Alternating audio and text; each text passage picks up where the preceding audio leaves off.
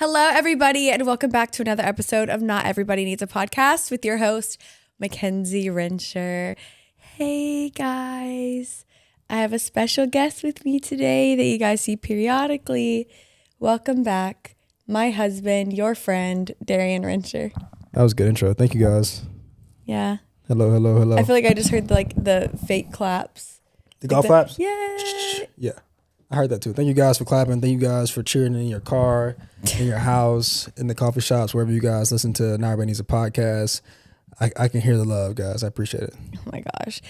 Last night I had a little girls' night. I got a bunch of fall stuff. We did a fall dessert board. Darian texted me at 4 a.m. asking me why I threw some of it away. Why? And that is because unfortunately I did forget to put away some of the cheese and crackers and such. And at that point it had sat out for about 4.5 hours, which is the unsafe There's nothing wrong with part. that, bro. Darian will eat something that has been sitting out for a week. No, I wouldn't. No, I wouldn't. I think if something's set You have no limit. if something's set out for a duration of an evening, you can put it in the refrigerator. If food sits in your car, you eat it, don't you? No. So you dragging it. But she throws away food. Like I was like, anybody who has like food, you host an event. Like you can put the food up from the event into the fridge of that evening. It wasn't even that day. You literally had the party not at that 7. evening. People left at like 10:30, 11 o'clock. He wanted me to keep the goat cheese that had been sitting out for 4.5 hours. It's set out for an evening after an event. We gotta ask Google if that's okay. No, ask the people. I've been doing it my whole life. I feel like I've turned out. All right, you guys let me know if you would throw away cheese that's been sitting out 4.5 hours, or if you would for put it in the fridge. Evening. Like it's more important to say 4.5 hours. That's a long time. Your math's not even right. No, actually, people left at like 11. No, sorry. No, that's right. 10:45. The last person that left last night left at 10:45. While I was cleaning up from the night, I was like, okay, I put this out at 6:30. Yeah, it's fine. I don't know. That's up to y'all. You put it back in the refrigerator. Like, why are you throwing away? All right, food? maybe it was a waste, but I kept all the dessert stuff. Like I think desserts can sit out a little longer. Sure, I kept all of that. I think they all can. If it's out for, I get if it's like if I wake up that night, because what happened was I woke up that night to give our son a bottle, and I really want the nipples on something, and I go in a trash can, I see all this like charcuterie board just dumped in the trash can. It wasn't all. It was the entire thing.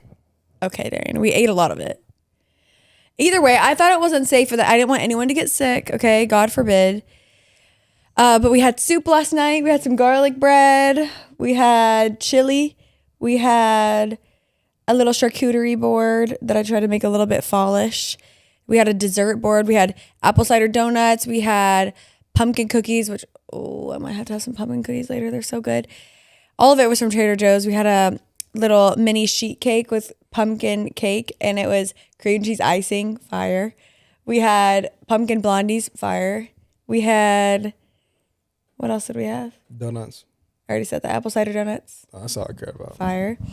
It honestly was a great night. I nibbled all night, and my stomach hurt really bad this morning, but it is what it is. I wanted to have Darian on this week because honestly, I just try to get him in every once in a while because it's like fun to spice things up. But also, this is the week that 8 years ago you asked me to be your girlfriend. It's not. It'll actually be next week. Oh, really? It's 23rd. Then what was it all for? I have no idea why you said that. That's right. This week, as in like the next week. No, this week, as in like week from today. When does this come out? You know what? My bad. When this comes out, tomorrow will be at 8 years. Yeah. Then okay. But you weren't thinking like that, so you don't get. You're right. I'm I not wasn't. Give you that grace. I want to be real and say I wasn't. But yeah, I just got distracted the 23rd, September 23rd, 2017. After we played Boston College. How do you even remember that? Yeah, I think it was Boston College. Darian didn't kiss me until he asked me to be his girlfriend, and we were sitting outside of a mentor's house. No, shout out at the bottom of the driveway. Right. And I got butterflies in my tummy. I knew something was coming, and he was like, "Come over here, because I want to ask you something."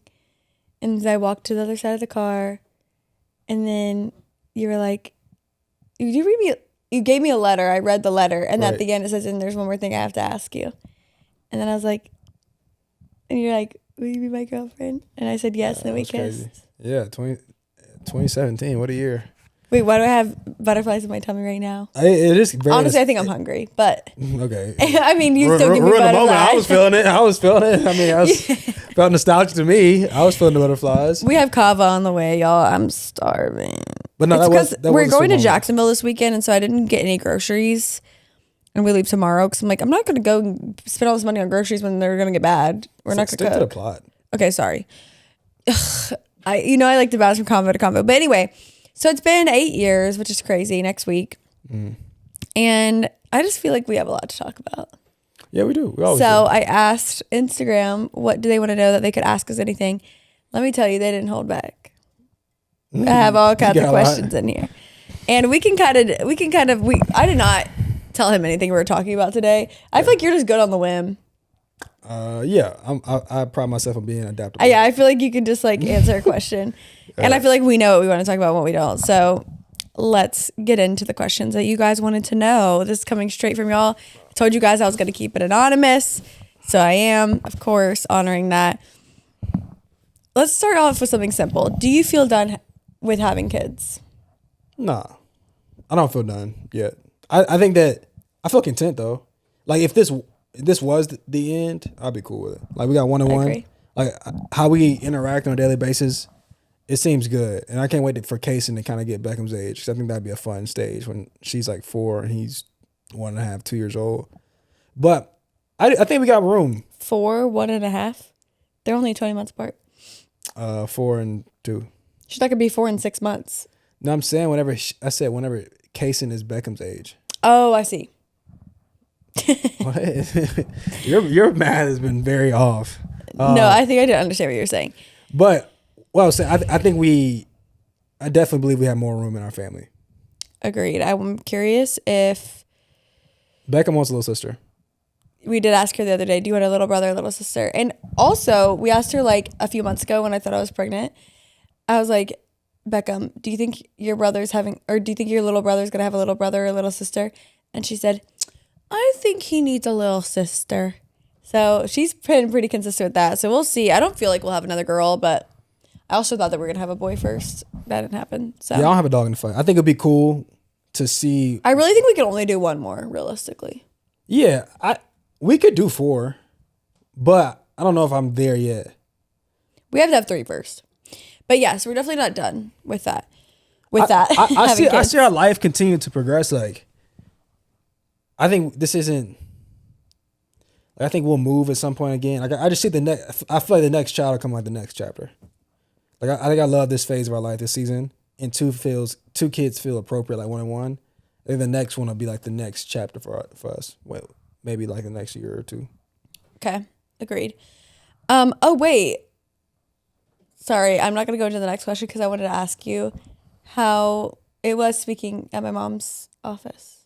Oh, it was cool. My dad just asked me that too. He's over here. I think it was cool. So anybody that knew me growing up, I used to speak a lot. Her mom runs an agency, insurance agency. She's like the head honcho. And they have just a couple different offices. And she basically was just telling me, hey, like, we'd love for you to come and speak to my team and just share some of the lessons you've learned throughout your life, plan days, and any wisdom you got that you want to impart, because I have had my own journey of ups and downs, and there's a couple former players that I knew that work for her now, but the premise was the job definitely has a lot of rewards, but there are like a lot of risk in doing that type of job to where it can be very overwhelming. It's very entrepreneurial, and a lot of people do give up because it is hard.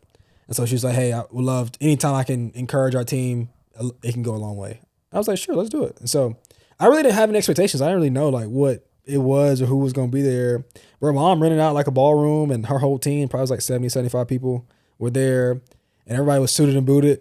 And it was cool. Like, I didn't know. And I haven't spoken in that capacity in a while, but I used to do it like pretty frequently. Like being from like 18 to even when I was in college, like I spoke a lot. I feel like I remember, especially in college, you doing a lot of different things like that, and you just haven't in a while. Yeah, in this season of life, I just haven't. I think it's I don't really have any regrets. I just feel like it really kind of got put on the shelf, and so it was cool. I really enjoyed it. It was good to hear some of the feedback from people saying it was valuable. I feel like as a speaker, that's what I want people to take away. I just hope I didn't waste their time. You know, because for sure. I've sat through a lot of and you're like, speeches, especially playing football. Coach will bring somebody in, or even church, where I get to the end of this 30, 40 minutes, and I'm like, I wish I could have had that back. Yeah, that's I hope I know it wasn't perfect, but I hope people took something from it, and the feedback was good. And honestly, it re-encouraged me. I need to get back into it. It encouraged me that night because I was taking some of the things you were saying about not giving up because I wanted to give up. Me too. I've been preaching myself. The amount of times a week that I'm like, should I give up? Even though that's literally not an option. I'm like, should I give up? I'm talking about not life, by the way. I'm talking about like work or like a project that I'm working on or whatever it is. I'm like, bro, every time like I hit any kind of slump, I'm going to be remembering those words. Appreciate that. Don't give up. Appreciate that, big dog. I wish it could have been recorded because I want to listen to that again. But we recorded some. Okay. But I enjoyed myself. I think it was cool. Her mom does a lot for us. So, and we obviously don't pay her to be a grandma. A grandma. But it is, anytime I feel like we can do something for her. And give back. Yeah, and just repay the favors, it goes a long way to me. For sure. All right, next question. How do you guys navigate forgiving in your marriage without resentment? Well, listen, I kind of talked on this last week. I said I was going to talk about it. I forgive you immediately. Immediately. We have this like ongoing, not joke, because it's like real, but when I think I started it when we first got married, and anytime we would like have an argument and you would come to me and ask for forgiveness, I would say, I forgive you immediately, and kind of just like let it go. And I mean, of course, I think sometimes your flesh wants to come in and remind them of something that they did in the past. I did it this morning. Yeah, we got not a big fight. We were fighting this morning. And then he made me a cup of coffee and I forgot about everything. Forgive him immediately. Forgave him immediately. But no, I think sometimes what we try not to do is shove the past things in your face. Like, well, last time I asked you to do this, you didn't do it. I think sometimes our flesh gets the best of us, but we try to not do that. Right. Or like all the time. Right. Sometimes it's not the worst thing in the world to be like, you have had a pattern of doing this. Really the way that it's the language. Yeah, it's the way that you say it, because I've done it right and I've done it wrong.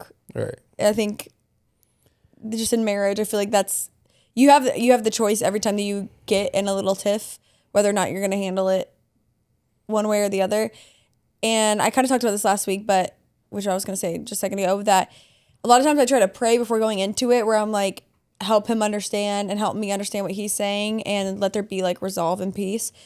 Sometimes I don't do that, and I just like barge in the room and I'm like, why isn't this done? Why didn't this get done? Like, are you listening to me? And that's when like things blow up, and then that's when you start bringing up past things. And I think forgiving a lot of times should be paired with forgetting. Not always, because it's like sometimes it is good to be like, hey, you've had the pattern of doing this and it hurts my feelings, or this makes me feel forgotten or whatever, and we could do better in this area. But I just think it's all in the way that you handle it. But I definitely think, to the question asking specifically about forgiving and not holding resentment, I really just think that's a choice every time, to like hold your tongue and not bring up the past unless it's like genuinely helpful. The question was, how do you deal with forgiveness? It was, how do you guys navigate forgiving in your marriage without resentment? Yeah. You have anything to add? Trying to think. Or resentment. I think resentment only comes when people don't show like any willingness to change, you know? Which I think we both try not to make that a pattern. And then as far as forgiveness, I think it kind of leads into more so like how you argue or how you fight. Because, you know, like when things go low, you have a tendency to want to take it. Not us, but it's our flesh. You want to go low. Like, you know. You try to win or hurt them. Yeah, and that to me is where it gets like just not healthy for the overall goal. If the goal is to like if the goal is to communicate or fix a problem, that needs to be intention. Like when things get heated, you get into the argument of that you want to win or hurt the other person just so they can feel what you feel, and that is not the healthy way to go. It never works. Huh? It doesn't work, and it really backfires, because then what you really want to happen is a person to have a natural remorse or conviction to where if they love you or have some type of affection for you, they will feel bad about what they've done to you. But when you come at them sideways, it honestly makes the person shut down and then be like, I don't care. Right. Even though I really do care. And now it almost feels, now this is why I said what I said. Right, exactly. Yeah. Then I was like, let me double down on what I did, because now you just make me mad. Now someone asked, is that anything else you want to? Yeah, I think just, to me, we should all choose forgiveness if the goal is for health, is for it to be healthy. And then I think part of not having resentment is, one, a personal choice, but also seeing effort from your partner. Yep, agreed. Now this person doubled down and asked this question twice. It's not a question, it's literally just an assumption. And they said, you don't seem to like him as much as he likes you. He seems more lovey-dovey and love you more. I feel like it's the and opposite. She said it twice. I also think it's the opposite. I think online I come off like I like you. I genuinely think that we're even though. Yeah, in real life, but I think in real life. I know. In socials, I feel like I'm more lovey-dovey. But Blank doesn't seem to think so. Was that her name? Yeah, I don't know. I don't really have a thought. She doesn't seem to think so. She thinks that you love me more. I think we both love each other out loud. Yeah, I feel like we're both pretty open about loving each other. Yeah, I don't have a thought. I don't think it's true. It's not even a question. It's literally just, I was like, ask anything you guys want. She just said, he seems like he loves you more. I don't know. I think that we're even. And I don't think I agree with that. I guess thank you. Yeah. Maybe. Honestly, thank you to me, because I guess you love me more. Yeah, I don't know. Thank you, I guess. I accept I'll it. take it as a compliment. I'm just kidding. Maybe she just is on your socials more. Come over on this side, girl. Yeah, I don't know. Read my captions. I'm just kidding. This is kind of crazy, because I feel like people probably know where we stand with this, but do you agree with strip clubs at a bachelor trip? Like, my bachelor trip, no. Do I understand it? Yes. Is that the right way to say it? Like, do I understand it? I don't agree with it. Okay, that's the right way to say it. No, I'm saying I don't. I just said I don't agree with it. I wouldn't do that. You said I wouldn't do it at mine, but I see why. I do understand why some guys they don't have a moral compass like that. Yeah, I think you have to be careful with the way you word that. Oh no, that's fair. I do. Okay, I don't agree, but like the idea of it, like I've been around a lot of guys who do that. I understand, and to me, it comes down one about what you believe. Not a bachelor trip you've been on. Have they done that? No. I haven't been on no bachelor trip. They've done that, but I'm saying it made it sound like the guys I'm around do it. I have been around a lot of guys who do. You've been around guys that do that, but you haven't. Correct. None of my friends have done that, and I think that was one of the things. Especially growing up in movies, you always thought like you're gonna have a bachelor party and you're gonna go to a strip club and it's gonna be your last hurrah. I think we quickly realized like that was not fun for us, because we had a joint bachelor party. To me, that's fun, because like why would you not want to like hang out with the person you're about to marry or your friends? Because we got a lot of like crossover. That was the best thing we ever did. I think that was literally one of the best things we ever did, the joint bachelor trip, because we did like enough for each one of us, but also had some. We did things separate, but we also did things together. To the question, I personally think, especially if you're a Christian or believer, I don't know what the goal in that would be. I think that's what it gets down to. Like I said, the people I do understand, like they're not thinking about purity or lust or controlling their thoughts like that, to where they just feel like, and some people's partners go with them. But there's another thing, like some people, we know people who do that, who they go together. I think that it's opening up something that you don't know what it's opening doors that you don't have control over opening and closing. Like once it's open, you don't get to just like. And I think people think it's a cool thing, just because obviously it's like everything's over sexualized now in culture, but you really are just. What's that scripture about? What your eye is, so is your body. Your eye's a lamp to your body. The eye is a lamp to the soul, or something. Is that scripture? It's scripture, but I don't know. I don't know which. Just go ahead with what you're saying.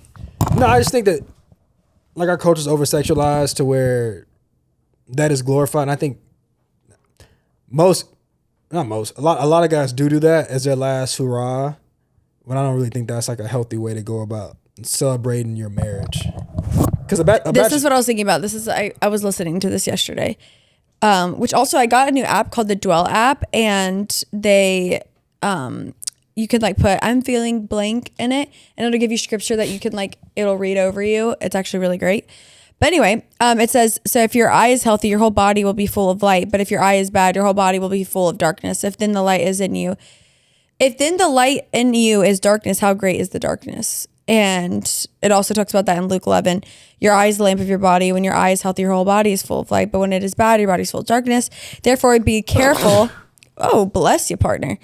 Therefore, be careful lest the light in you be darkness. If then your whole body is full of light, having no part dark, it would be wholly bright as when a lamp, when its ray gives you light. I think that's a good way of wording. You got to be careful of what you set your eyes on. And also I think that could get really dark really fast. And to people, it's like, oh, it's just fun. We're just in the club, or we're just at a strip club, or we're just doing whatever.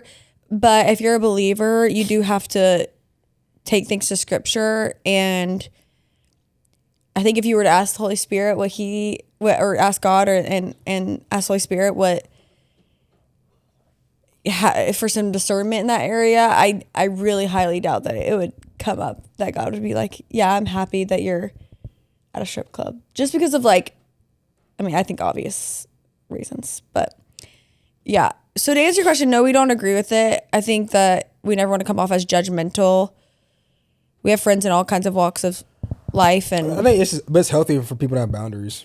Yeah, and like I said, I think we've gone out to the club and had a good time with our friends, but I do think that even how you go out can be some boundaries. You can have boundaries but I do think going to a strip club, just one, perception wise, and also what you experience, is not wise.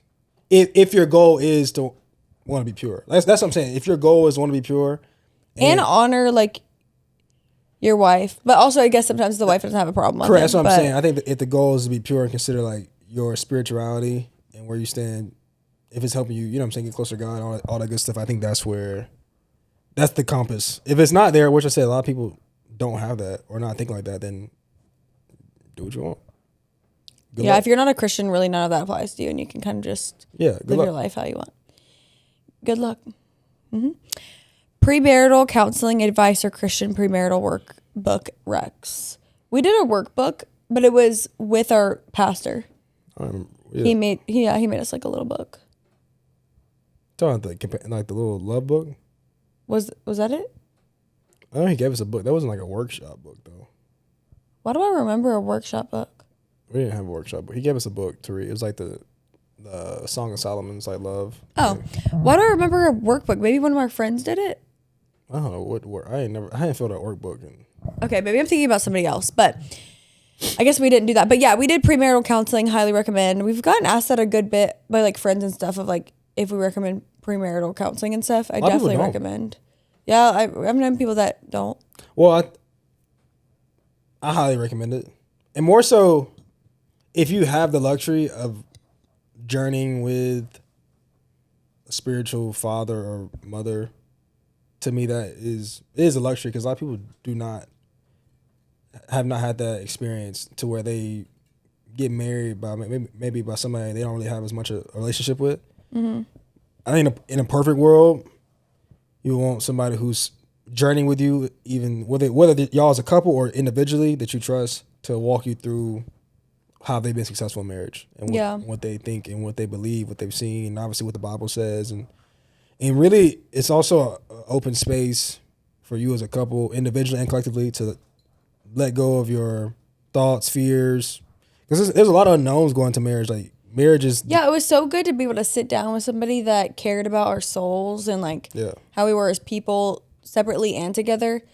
Where you could just be like, yeah, I have a fear that one day this will happen. Or I have a fear that I'm not going to be a good wife. Or I'm excited about this. Just voicing everything and laying out expectations or fears and being able to walk through that, especially biblically with somebody that cares about you, is important in life in general, but you're about to make a huge, huge life decision. Right. And it's important that you are talking to somebody about that. And yeah, I think the person that we walked through, we didn't have to worry about they're going to be don't get married or whatever. But also sometimes that could be the case too, where this person's I don't think that the person that you are about to marry is like in a place to healthily care for you or whatever.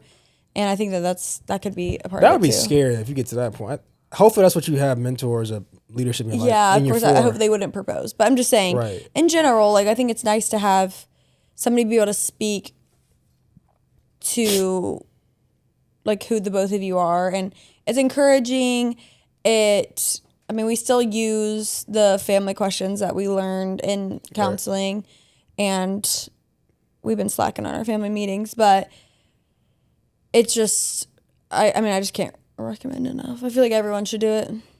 Yeah, it gives you tools for marriage.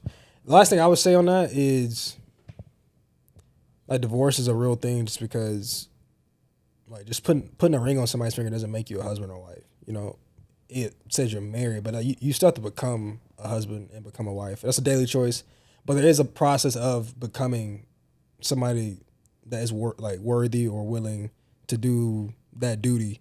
And I think premarital counseling was helpful as far as helping both of us become a husband and wife. Yeah, and I think from somebody who we seen the fruit of their lives, like they have a healthy marriage. Not perfect, but they have a healthy marriage. They like each other. They still like each other after having kids. Yeah, they figure out how to navigate through different seasons. And to me, it was just helpful because I just look back on those moments where there's still tools we still use to this day, to where it was beneficial. And so I definitely highly recommend it. And we know we can still call them. Hopefully it's a space to where, like you said, that you feel love, encouraged, and not judged. Yeah. A lot of people want to know how we find time to be intimate. Like have sex? Mm-hmm. That's what intimate means. Yeah. People want to know. I don't like dozens of people would like to know. Yeah. That was my most asked question. You know, thank you guys for asking and being concerned about us. It's definitely a choice. Like, you never just with 2 kids, you never just fall into having time. Unless you're on vacation. For intimacy. Unless it's a vacation, you definitely fall into it. But yeah, I think I really hated the idea of scheduling before we got married, because it's that seems so blah blah blah. I like planning. I was about to get there. My fault. I was about to get there. Yeah. And now that I'm married with multiple kids, I realize that it's not scheduling, because I think I was scared that it was gonna be every Wednesday at 7:45 when the kids go. Some people do that though. And some people do that. I'm not. Listen, whatever you need to do, no judgment on this end. I don't think that would work for me, because it's just not sexy to me. But I do like the idea of being tonight, right, let's have time for us. That's our scheduling, but really it's like you said, it's planning. And I think that we don't always do that, but a lot of times we go to bed at different times because we're working on different things. Right. Whenever we put the kids down at night, most of the time, 90% of the time, me and you are still working, because during the day we don't get done what we need to get done because of kids or whatever it is. And so also life just never stops. Right. And if we weren't intentional about it, it would just go by, and we would get to a point where we're like, wait, we haven't had sex in a week or whatever. Yeah. We never talked about this on the internet. I think it's a good question. No, definitely. People want to know. I think more people need to have education on it, whether they want to be married or are married. Because I've asked my friends about it. Actually, out of curiosity, what y'all got going on, in what way? How long? Yeah, I just what's y'all's cadence, frequency, and I think for me, it was the whole, we used to hear this growing up, especially in our youth group, was saying how the enemy's trap pre-marriage is to get you touch, basically he wants you to be together all the time, and he wants you to, I'll make sure I say it. The enemy's trap pre-marriage is to make you indulge in intimacy that it's not time for yet, and then afterwards he's trying to get you to not be intimate. Correct. That's the trap either way. When you're before is he makes you, y'all know as your believer, you're the most horny little person ever. I don't know how else to say that. You're fighting every this ounce. This is a PG podcast. Every ounce of yourself to be pure, and you make mistakes, but you that you just feel yourself. The enemy's always trying to just. You know what I'm saying? Just make every moment a moment it's not supposed to be. Then post marriage, like you like I said, you still have that fire intimacy, but you definitely have to, like I said, be intentional about it, because I feel like the enemy just wants you to get busy, and then, like I said, you add on kids, you add on work, you add on just the natural stress of life, and you look up and it's like, man, we haven't like even kissed today, like we haven't even hugged each other today, we haven't, and then maybe a couple of days ago, we obviously haven't been intimate in that way, and over time, like sex really is a gift from God, and you do feel like whenever you do connect in that way, you do feel like dang, I like you more. You know what I'm saying? Like, you know, just like naturally, like, I like you more. Like we get along better. Like you really do see the gift that it is to marriage, and it helps the fire stay lit. Yeah. And so, yeah, I think that my encouragement would be to be intentional about it, because, like I said, in marriage, I do feel like that's the enemy's trap, is to make you not intimate. Yeah, for sure. And we never want to go too long. Yeah, correct. And I think that's where, like, it's good for us. Yeah, it's good for us, and I think just to have like communicate about it, and then sometimes one other piece of advice I would say, like sometimes it might be we're always trying to cater to one another. One of us might be wanting more than the other, and like we always like, let's go. Okay.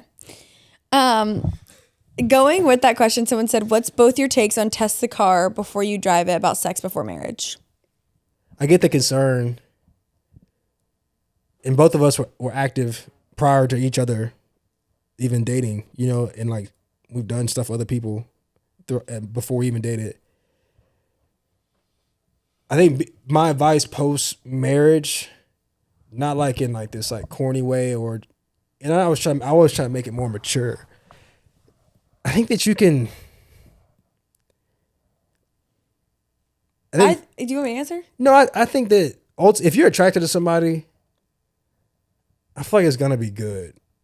And I feel like that's a huge part about dating, is like date somebody you're attracted to and you have like you romantically can see yourself being intimate with. But it's really just not worth it. You got your whole life to do that and experience. I also think it takes faith. Yeah, it takes. But I'm saying the risk, there's way more risk on the other side than there is reward. And I think there's way more reward on the other side than there is risk. So that's how I would paint it. I think it definitely takes faith for sure to trust in God, and to believe that trust that it'll be okay. That it'll be okay, and that your desires will be satisfied, and then beyond some. When you trust God and His timing. Correct, and I think the ultimate goal is like not to be like we always talk about. It's not to just have restraint, but it really is if you pursue God and you're like thoughtful in your decision making. Like I said, a lot of times, like we all have experienced the times where we've all been impulsive. Whether we do something with somebody else pre-marriage we're not supposed to, or we look at something we're not supposed to look at, those are impulsive thoughts that obviously are not submitted to God. And you're like, God is going to satisfy your needs pre-marriage if you depend on Him. And then post-marriage, when you do get married, find somebody that you love and romanticize, it's going to be good. Like God's going to bless it. Yeah. And also like there's nothing that you and the person, if you decide to marry them, that's a huge thing. And there's nothing that y'all can't figure out after you get married. Like it doesn't have to be done prior. And honestly, if anything, it's just even more confusing prior if you are trying to honor God in that way. And yeah, I think that's like a very worldly take. Correct. Because obviously the Lord calls us to purity prior to marriage. And I just think that you can figure that out post-marriage. I think it'll be fine. And I would even be willing to say, not that, like I said, there's a lot of believers we know that weren't virgins before marriage. But I just think that ultimately you want to come into marriage as whole as you can. And we all can attest, and I'm sure people, a lot of reasons we all have these dents in our hearts relationally is because we've been intimate with somebody who didn't serve our hearts well. Mm-hmm. And so, and that is a lot of things you have to work through to hopefully give somebody your heart. Like you've been hurt, you've been scarred. And a lot of times it is because you've been like sexually bonded to another person prior to the person you're gonna marry. Causes a lot of confusion. Correct. So, like I said, the goal isn't to create these people who are out here just like, like the whole Christian Bible kids. It's more so to create mature believers who realize God's gonna honor that. And from us, people who are married, it's gonna be better and more freeing. Anything you can imagine you would do prior to marriage. Like being in marriage is so safe, it's intimate, and you don't feel like these shameful thoughts. Like it just feels like fun. Free. Yeah. Yeah. A few people want to know what it's like being friends with people that have money. And I think that people think that your whole life changes when you're friends with people that have money. It doesn't. Like, not like our day-to-day life and even life whenever we're with these friends looks the same. I think we have cooler experiences. Right. And like, sure, they have a bigger house. We would have never flown private if it was just for us. And there's like different experiences that are definitely elevated because our friends that are wealthy are very generous, which that's amazing and sweet and awesome, but it doesn't change much.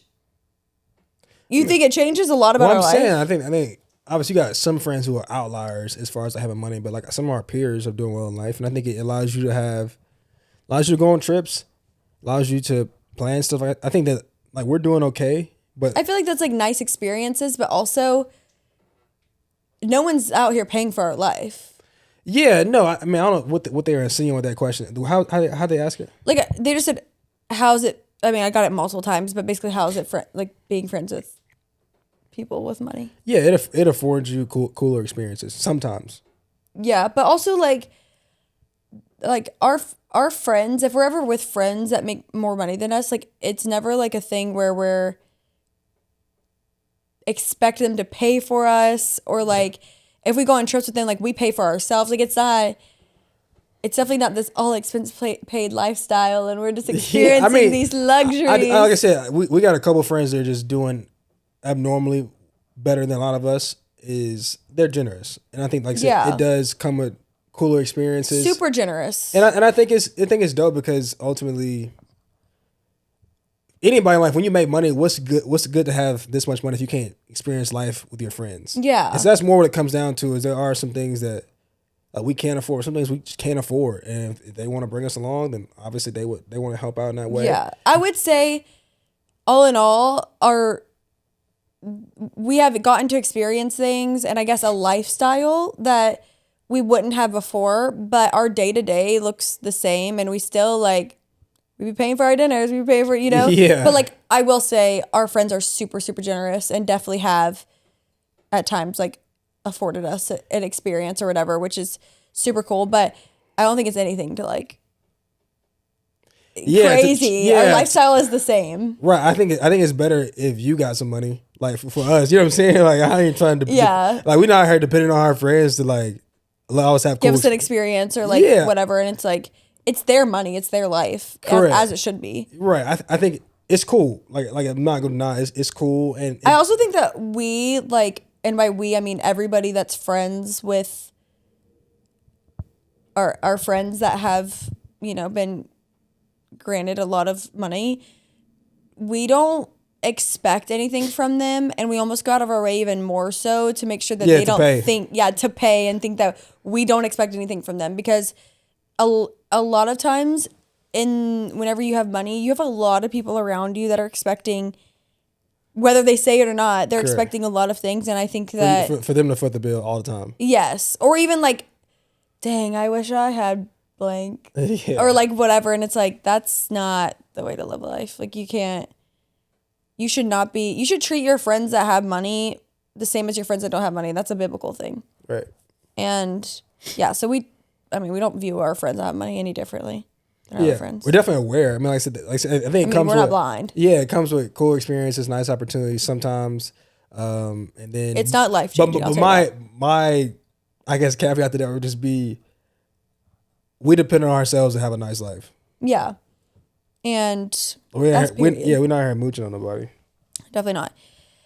I'm trying to think of the last little bit of questions that I want to do because we have to go. What's the biggest area and aspect you've both grown individually and as a couple? I would say individually, I feel like I don't feel like the same person at all. You speaking for me or I'm speaking for you? Good question. What's the biggest area aspect you've both grown in individually and as a couple? Maybe we can answer for each other with the couple, and then individually we answer our own. So individually, I think I've grown more in I think just maturity and joy. When I look back on whenever I first met you, I was not immature necessarily, but just throughout the years, I've learned a lot of life lessons, and we've become more best friends. We've become like just different people, but like grown together, which I love. And that's why I married you, because I was like, I've been through a lot of seasons at this point, 5 years in, and we've shown that we can grow together. And that's such a big aspect of marriage, I feel like. So yeah, I would just say maturity, joy, and like becoming a mother makes you very selfless. And yeah, I would say probably that. As a couple, what do you think? Or answer your individual first, and then we'll do couple. All this is relational, I would assume, not like personal development. I think in our relationship, definitely communication. I was a terrible communicator when we first started dating. So I definitely have grown. You've definitely grown in that. And empathy. Yeah, communication, empathy. Then if I were to throw a personal one in there, I would say intentionality maybe and focus. I feel like as you get older, you gotta. I think that goes into maturity, but probably intentionality and focus. And then as a couple, I feel like we're very adaptable. I don't know if we did, but I think it's one of the things I think we have learned to grow. I think we just have adjusted to many different seasons of life and have stayed grounded and stayed aligned throughout many different seasons to where I still like who we are as people. So. Agreed. We'll let this be the last one because we both got to go, unfortunately. Our whole day kind of got thrown for a loop because Kason wasn't feeling well. But last question. Would love Darian's perspective on men following God but not wanting to live a holy lifestyle? I think it's definitely a layered question. I would just go whatever my spirit of mind's thinking right now would be, especially in the South, like everybody grows up like loving God just because it's like the traditional like moral thing to do. And so a lot of people, even myself growing up, nobody just comes out and just discredits like God. You know, if you ask somebody like, you like God or love God, most times in the South, unless you're just, like I said, some people are off the wall like that, they would just like, no, I don't believe in God. I do think that a heart transformation has to happen for you to want to live a holy lifestyle, and you experience God and you really taste and see the goodness of God to where you start to do things that allow you to, which when you do, you start to become obedient because you see like having my connection with God is the most fruitful, satisfying thing I could do for my life and enjoyable. And so that to me just comes like a level of maturity, understanding that you hope guys evolve to. And I feel like it's not like a level that you ever even graduate from. That's a level of like constant decision making of my connection with God is a real tangible thing that isn't like me rubbing a rabbit's foot, you know, like, or just me putting this in my bar, or me getting a tattoo. How many guys got tattoos of scripture, you know, that don't be living out the scripture? It's a daily decision, but I would pray like a lot more guys, like if they do have the inclination to like claim God, they would like look at their life and like see, does my life align like with the will of God?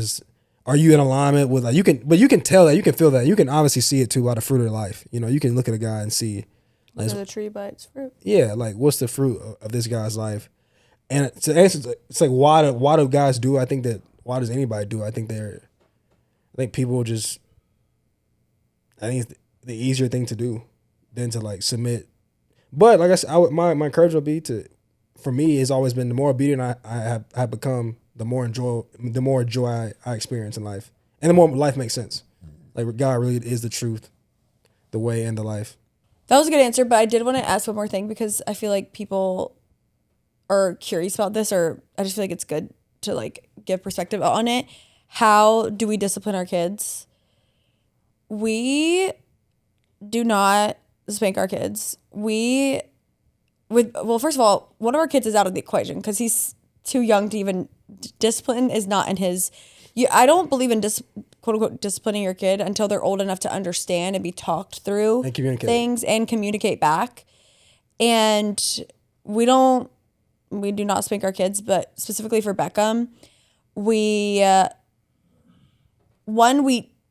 give her chances to choose things. Like if Well, first of all, tantrums to me are, no, this is just actually fact. It's like a fact that like tantrums aren't necessary for a child to learn, and it's a very natural thing that they do to help them navigate through life. Like they don't know any other way but to have these big emotions at their age.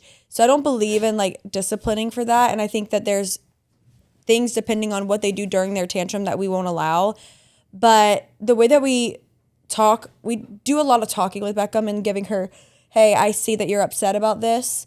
We can either have cheddar bunnies or we can have cheddar squares, but we're not going to have gummy worms right now. So which one would you like? And depending on how she handles that, a lot of times she's like fine with, okay, I get to choose. Or like we give her closure to something like, hey, one last song and then we're going to have to go inside or whatever it is. And depending on how she handles that, that's whenever we'll get on her level and be like, hey, if we're going to keep throwing ourselves on the ground, if we're going to keep doing this, we are going to have to sit on the steps. Or we're not going to be able to go to gymnastics today if you are going to do this or not be gentle or whatever it is. And we give her options and we let her know consequences. I personally do not agree with spanking. So especially when they are this young, they can't understand why are my parents hitting me. She's literally 2.5, like whatever. I don't agree with that. But I would say like giving them choices and then also like sticking your ground of like, if this is the last time, it's the last time. If we're only having one gummy worm, we're only having one gummy worm. Because I feel like that helps them. Like, they don't know this, but they like to have boundaries. Like, it's healthy for them to have boundaries. And like, the only kind of like disciplining we do is like sitting on the steps, and like we'll sit on the steps with her and kind of explain like, hey, whenever we're sitting on the steps, we don't get to have fun and we want you to have fun. But that's what happens whenever you do X, Y, and Z. And I feel like that's been really helpful for her because she doesn't like to sit on steps because it's like, I don't get to have fun on the steps. I'm just sitting down, and maybe one day that won't work and I will have to like take a tablet. I don't know. Like it depends on as she grows, but that's how we discipline. Anything you want to add? That was great. Okay. Well, we love you guys. No Mackenzie's Mindsets today because I feel like we just answered like a ton of Mackenzie's Mindsets vibe questions. And yeah, if you guys want to follow along on Apple and Spotify, if you guys listen on there, you guys can follow. It'll be easier to know when new episodes come out, as well as on YouTube, you can subscribe. Love you guys, and I'll see you next Monday with a new episode of Not Everybody Needs a Podcast. Thanks, Darian. Love you. Love y'all. Love you, Dairy Wary.